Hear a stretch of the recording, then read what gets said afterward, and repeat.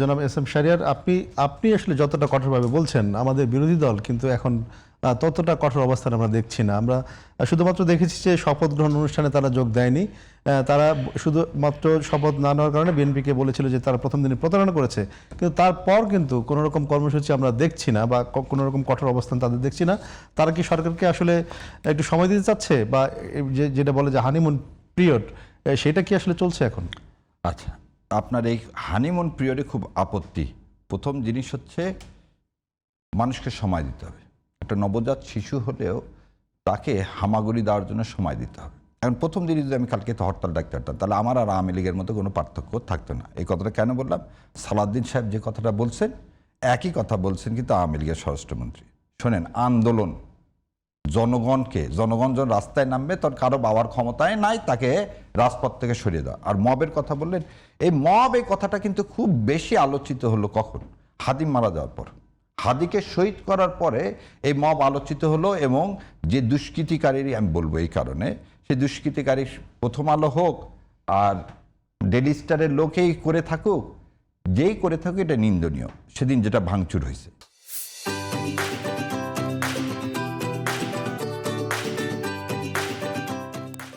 কিন্তু কথা হলো যে মব বলে, আবার ভাই যেটা একটু আগে বললো, মব বলে আপনি আজকে কি হলো দেখেন।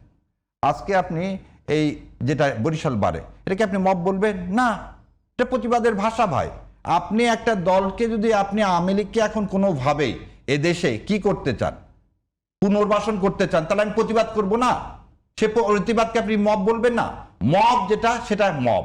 কিন্তু তাই বলে মব বলে আপনি জুলাই আন্দোলনটাকে মব বানাতে যায় না। এই জায়গায় হচ্ছে আমার অবজেকশন।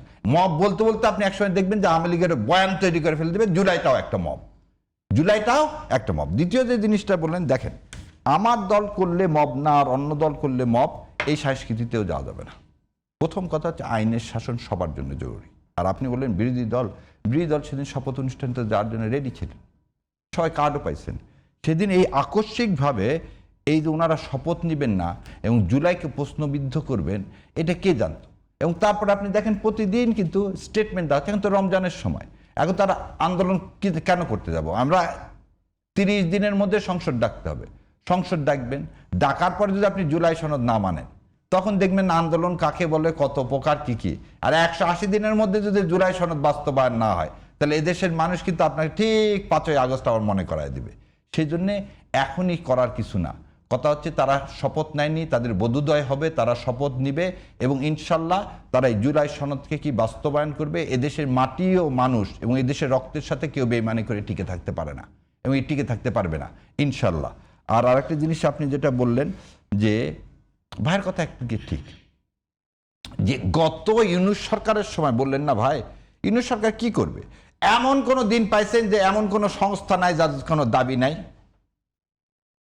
এমন কোন সংস্থা আছে যাদেরকে আপনি শোনেননি গত 15 বছর? এটা কে করাইছে? এদেশকে অস্থিতিশীল কে করাইছে? অস্থিতিশীল কে করাইছে? আওয়ামী লীগের একটা প্ল্যান এবং আমার পার্শ্ববর্তী ভাইরা এই কাজটা কেন করলেন? কারণ একটা দিন ইউনূস সাহেবকে আপনি শান্তিতে দেশটা পরিচালনা করতে দিতে চাননি। এটা তো পরিকল্পনার একটা অংশ।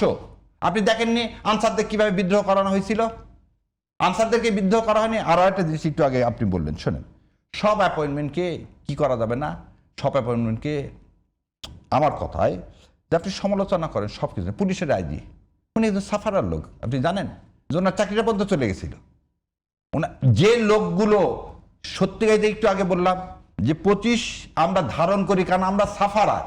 সাফারার লোককে আপনি জায়গা মতো দিবেন, সে কি হবে? এই যে বাংলাদেশ ব্যাংকের কথা বললেন, বাংলাদেশের গভর্নর, হ্যাঁ আমাদের রিমিটেন্স অনেক বাড়ছে, আমরা কিছু লোন শোধ দিছি, তিনি কি রিকনস্ট্রাকশন করতে পারছে? গত 18 মাসে এস আলমের একটা টাকা নিয়ে আসতে পারছে? এস আলমের কোনো কিছু ফ্রিজ করে, বিক্রি করে, অকশন করে টাকা রিকভারি করছে জনগণের?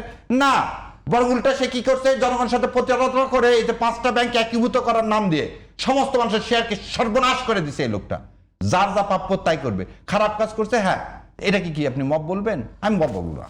বাংলাদেশ ব্যাংকে আজকে তাকে যেভাবে বের করে দিছে, এটাই তার প্রাপ্য। কারণ জাতির সাথে তো এই প্রতারণা সে করছেন ওখানে বসে থেকে। সে তো জাতিকে অন করেননি, কিন্তু সারা পৃথিবী ঘুরে বেড়াইছেন। সে ভাবছে সাধারণ মানুষের কথা সে চিন্তা করেনি। আজকে আপনি বলেন গত 18 মাসে ব্যাংকিং সেক্টরে কোন জায়গায় নিয়ম ফিরে আনছেন? কি একটা নিয়ম ফেরত আনছে যে আজকে বলতেছেন ঋণ খেলাফির কথা আমরা বলি, আপনাকে তো বলতেছে আপিল করলাম, ঋণ খেলাফি, ব্যাংক এসে সার্টিফিকেট দিচ্ছে যে না আমার ওনারটা রিশিডিউল করে দিস। 2% রিশিডিউল করার নিয়ম তো এই গভর্নর চালু করছে। 2% কার? হাজার হাজার কোটি টাকা যাদের লোন তাদের জন্য। গরিবের যে 5,000 টাকা নিচে কৃষি ঋণ তার জন্য তো কোনো কিছু করেননি। So you are the rich man ক্লাবের সদস্য, আপনার তো এই পরিণত হবে। তো সব কিছুর আমরা কি করব না, সমালোচনা করবো না। আইজিপি অবশ্যই তাকে কি করতে হবে, এই সাধুবাদ দিতে হবে। সরকারের ঢালাওভাবে খালি আপনি সমালোচনা করেন না, যে সমস্ত অ্যাপয়েন্টমেন্ট, হ্যাঁ 6টা প্রশাসক দিচ্ছে সেটা নিন্দনীয়, কিন্তু আপনি পুলিশকে তো কি করতে হবে, রিকনস্ট্রাকশন করতে হবে। 18 বছর আপনি পুলিশ নিয়োগ দেননি, এই যে এই সেই কয়দিন হয়েছে বলেনি যে এখন পুলিশ 6,000 পুলিশ নিয়োগ দেওয়া হবে? 18 মাসে আপনি 6,600 পুলিশ নিয়োগ দেননি।